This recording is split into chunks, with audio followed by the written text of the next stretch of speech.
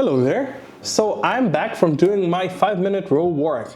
You might want to know what it is, and I will tell you. Also in this video I will share 3 things on how I apply the 5-minute rule in order to make it as easy as possible and as positively affect my life as possible. So let's start with what is 5-minute rule. 5-minute rule is basically a thing in productivity, in work, that you force yourself to do a task at 5 minutes. For example, if you're a chronic procrastinator like me, you know that doing a work and starting it is probably the hardest thing. You might have noticed yourself when you're postponing exams, when you're trying to work on a project, and there is some really difficult thing that you need to do. First, apply the 2-minute rule, right? If it takes less than 2 minutes, just do it straight away. But the 5 minutes rule says that just do the task for 5 minutes and stop after 5 minutes. And of course, it's like a life hack and a brain hack that after 5 minutes, you probably won't stop. You probably will do it for longer and maybe even complete it. Because if it's anything like my tasks, the most annoying, the most difficult tasks require decision and an action to do it. And usually they take 5 to 10 minutes, at least if you break them down good enough. Hi, if you haven't met before, my name is Klim, and on this channel we share evidence-based approaches about life, productivity and business. I have built more than 3 companies and juggled them at the same time, managed 150 people and made a company with revenue of $10 million. The first tip is to apply it for your breaks. So we all take breaks from work. It's either in your job you, for example, completed a meeting, or in your job you completed some task, or maybe in your life you done the dishes, or I don't know, you went for a walk, then you have a break before you have to do something. I think the 5-minute rule is the most important habit you can put for your life in order to improve it. So we all have dishes that we need to do. We all have beds that we need to make, and that's exactly what I did. I had to do the dishes. It was around 10-minute work. All right, I did it for 5 minutes, and before I knew it, I actually completed it, and it was my break between work and filming this video, for example. And you can apply it to your breaks as well. It doesn't actually have to be something hard or difficult. It can be something like writing an email, writing something for work, or even starting a most difficult and not nice part.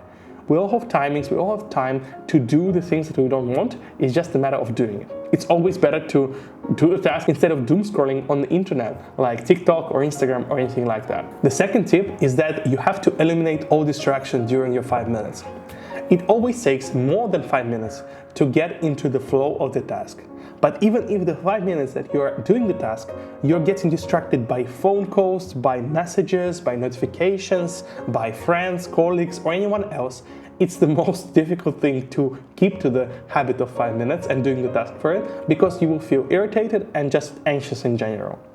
Always when I work, I try to take off all my distractions. Sometimes it doesn't work, sometimes I can't because of work, but what I can do is in 5 minutes that I'm doing the task, the most unpleasant ones, I always turn off the phone, turn off the notifications, turn off any calls, music, or lock myself into the room, because otherwise people will come in, they will distract me, and I will not complete the task. It was already hard for me to start. So it's just as important for me to finish the 5 minutes without being distracted. And the third thing that really helped me with the habit of constantly doing this rule and improving my life in general, and never having unanswered emails, never having dishes or beds that haven't been made, is important thing to always review my progress after 5 minutes.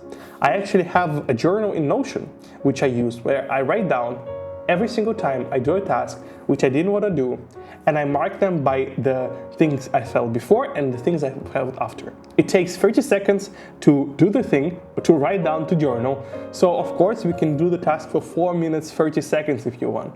But usually what ends up happening is that I realize how much things I had built up in my brain, in my face, in my body before doing the task, and how great it felt after. Because I don't think about the task anymore, I wrote it down, I did some work, and even I broke down the task into the mini tasks that I can do later on if it was a big one, or if I got distracted, right?